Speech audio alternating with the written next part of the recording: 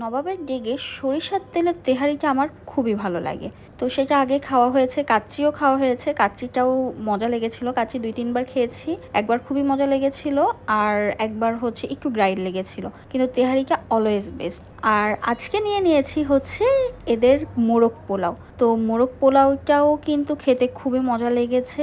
একজনের জন্য আমার কাছে তো এনাফ লেগেছে, মোর দ্যান এনাফ। আমার মতো যারা খেতে পারে তাদের জন্য এটা অ্যাকচুয়ালি ওভার হয়ে যাবে। তো আমি প্রথমে একটুখানি নিয়েছিলাম, তারপরেও আর একটু নিয়েছি কারণ খেতে এটা খুবই মজা লেগেছে। এবং আলাদাভাবে করে দেয়া, মানে মোরগের অংশটা, রোস্টের অংশটুকু আলাদা করে দেয়া, পোলাওয়ের অংশটুকু আলাদা করে দেওয়ায় আমার জন্য মনে হয়েছে জিনিসটা বেটার হয়েছে। আদারওয়াইজ মশলাপাতি একটু দেখা যায় কি কম হয়ে যায়, অনেক জায়গায় তো একসাথে দিয়ে দেয় তখন কম লাগে, কিন্তু এটাতে একদম পারফেক্ট ছিল সব কিছু। একটু লেবুর রস দিয়ে, একটু কাঁচামরিচ, কাঁচা পেঁয়াজ দিয়ে, মশলাটা দিয়ে ভালো করে মেখে নিয়ে তারপর একটুখানি চিকেনটা খুলে নিয়ে খেতে, উফ কি যে অসাধারণ লাগছিল।